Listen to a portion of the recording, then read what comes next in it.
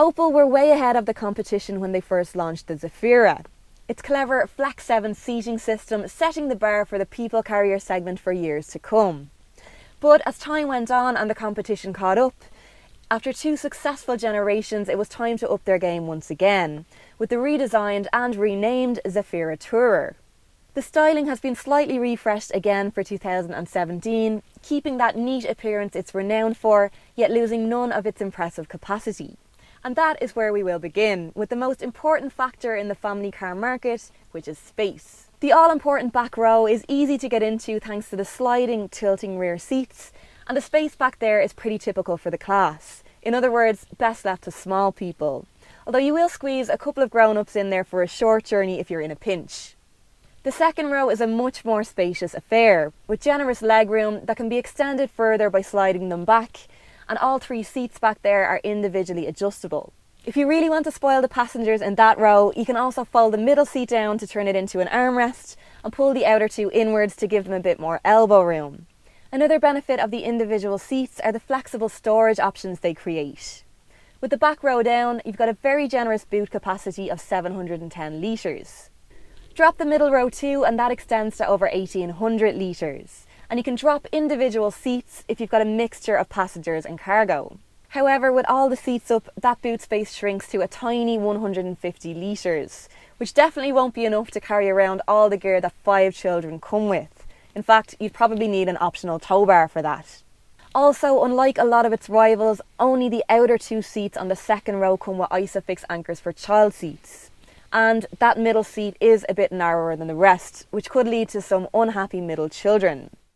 Back in the front, things are a lot more comfortable for the driver. It's got a nice airy cabin and a comfortable raised driving position. There's tons of storage compartments around the place, including this very deep one in the centre here. The retractable cup holders are a nice touch, and overall it's as practical in here as an MPV should be. Another thing an MPV needs to be is safe, and anyone carrying kids around will be pleased to know that the Zafira Tourer not only has a full 5-star NCAP safety rating, it's also got an impressive list of active safety features available as part of the driver assistance pack. These include things like lane departure and blind spot warning systems, adaptive cruise control, traffic sign recognition, and there's even a monitor that will tell you how many seconds you are from the car in front. Another impressive safety feature is Opel's OnStar assistance service, which will automatically alert the emergency services in the event of an accident. And crucially, it will also be able to tell them your exact location. It can also be used for slightly less vital services like finding the closest pizza place. And that's a standard feature across the entire range. Now it is a subscription service, but you will get the first year free. Other standard kit includes aircon, cruise control and parking sensors, but unfortunately no reversing camera. In fact, even on this top spec E-Lite model, it's still a €250 option, which just seems like a bit of an oversight given the considerable size of the car. Starting at €36,000, the E-Lite also adds full leather upholstery and a panoramic glass sunroof.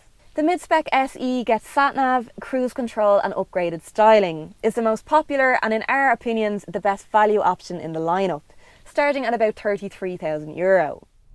It's based on the Astra, which is evident in the way that it drives because it feels very normal car-like on the road. Okay, so it's considerably heavier and you wouldn't exactly call it fun or sporty, but it does hold its own surprisingly well around corners, and more importantly, it's quiet, competent and comfortable.